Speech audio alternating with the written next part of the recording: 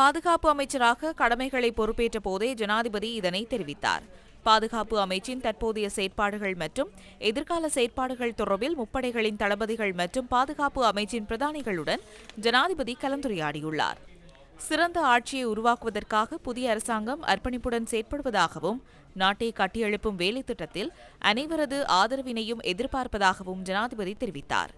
அரசியலமைப்பிலும் சட்டங்களிலும் எத்தகைய சட்ட ஒழுங்குகள் இருந்தாலும் மக்களின் அதிகாரமே பலமாக உள்ளதாக ஜனாதிபதி வலியுறுத்தியுள்ளார்.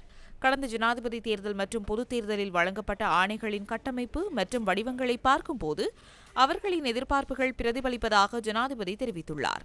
இந்த மாற்றம் அவர்களது எதிர்பார்ப்பு என்பதுடன் அண்மைக்கால தேர்தல் வரலாற்றில் அரசு சேவையினால் அரசாங்கத்துக்கு வழங்கப்பட்ட சுமார் 80% ஆணை எடுத்துக்காட்டுவதாக ஜனாதிபதி மேலும் குறிப்பிட்டார். தமது அரசாங்கத்துக்கு மக்களின் எதிர்பார்ப்புகளை நிறைவேற்றுவதற்கு அரசியல்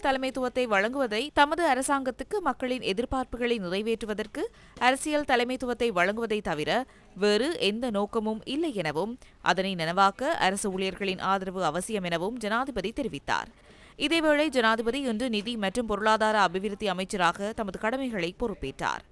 மக்கள் ஆணைக்கும் பொதுமக்கள் கொண்டிருக்கும் எதிர்பார்ப்புகளை தற்போது அரசாங்கம் நிறைவேற்ற தவறுமானால் நம்பிக்கையான எதிர்காலம் தொடர்பில் மக்கள் காணும் கனவுகள் பொய்யாகிவிடும் எனவும் மக்களின் எதிர்பார்ப்புகளை நிறைவேற்றும் அரசாங்கத்தை உருவாக்க அரசு ஊழியர்கள் தம்மை அர்ப்பணிக்க வேண்டும் எனவும் ஜனாதிபதி அனுரகுமார் திசாநாயக்க இதன்போது தெரிவித்தார். கடந்த காலங்களில் பொருளாதார வீழ்ச்சியை எதிர்கொண்ட நாட்டை காப்பாற்றுவதற்கு நிதி அமைச்சின் அதிகாரிகள் வழங்கிய பங்களிப்பை நன்றியுடன் பாராட்டிய ஜனாதிபதி எதிர்கால இலக்குகளை அடைவதற்கு அனைவரது ஆதரவையும் எதிர்பார்ப்பதாக தெரிவித்தார். அரசு ஊழியர்கள் தமது கடமைகளை நிறைவேற்றுவதில் ஏதேனும் அநீதி அல்லது தவறுகள் இடம்பெற்றால் அவர்களுக்காக முன்னிலையாகுவதாகவும் ஜனாதிபதி உறுதியளித்துள்ளார்.